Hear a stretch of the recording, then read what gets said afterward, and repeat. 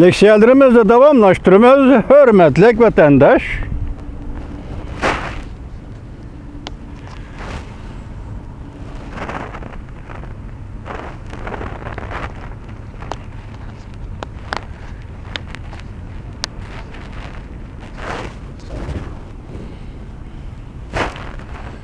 Bugünkü islağı 2022 yıl 3. ayının 22. günü vatandaş. Endiki leksiyemiz mundaq.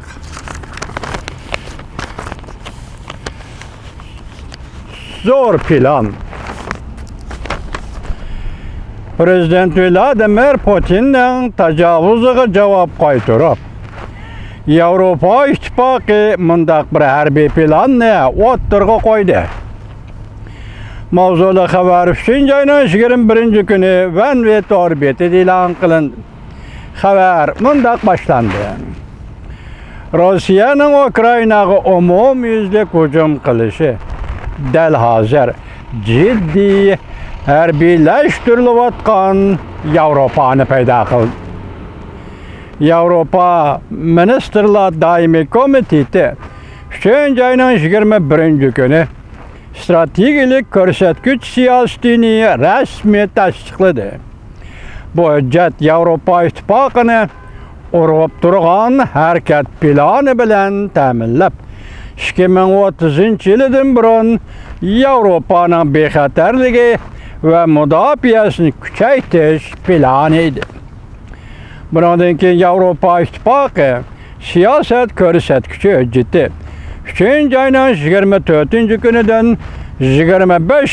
günügacha Avrupa İttifaqı Daimi Komiteti, yani Avrupa İttifaqı a'zo 27 davlatning rahbarlarining tasdiqi va ma'qullashidan o'tadi.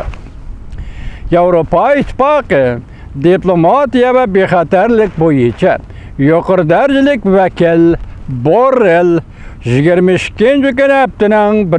günü Twitter'da mundaq ko'rsatdi. Navbatdagi dushmanlashish muhitida zo'r bir sakrash hosil qilishimiz kerak. Biz Avrupa İttifaqı a'zo davlatlar tashqi ishlar ministrlari va davlat mudofaa ministrlari bilan birlikda biz helala strategik ko'rsatgich siyosati hujjatini ma'qulladik. Bu ko'rsatgich bizni ulug'vor va urg'ib turadigan harakat plani bilan ta'minladi. Bundan keyingi 10 yil ichida Avrupa İttifoqining bexatarligi va mudofaasini kuchaytiramiz. Avrupa İttifaqı shuningdek keyin e'lon qilgan strategik siyosat ko'rsatkichiga munosabatlik e'lon qilgan bayonotida mundaq ko'rsatdi. Ko'pchilik intayin yomonlashayotgan bexatarlik muhiti bizdan bir sakrash hosil qilishni, harakat iqtidorimizni, orzularimizni yuqori ko'tarishni, asliga kelish kuchimizni kuchaytirishni, mudofaa kuchimizga texmi yaxshi, texmi ko'p mablag' solishni talab qildi. Bu siyosat hujjat Avrupa İttifaqı bexatarlik va davlat mudofaa siyosatining ko'p taraflarini o'z ichiga oladi. 4 tuvrikni bo'ylab qanot yoydiriladi.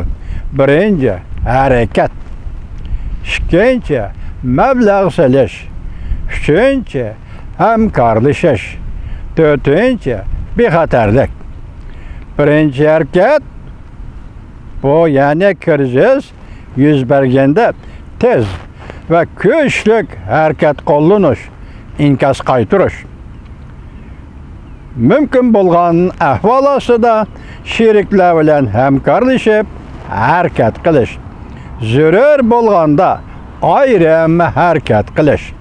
Avrupa İttifaqı o'xshash bo'lmagan krizislarga qarata Avrupa İttifaqıning tez o'rinlashtirish kuchi bo'lishi kerak.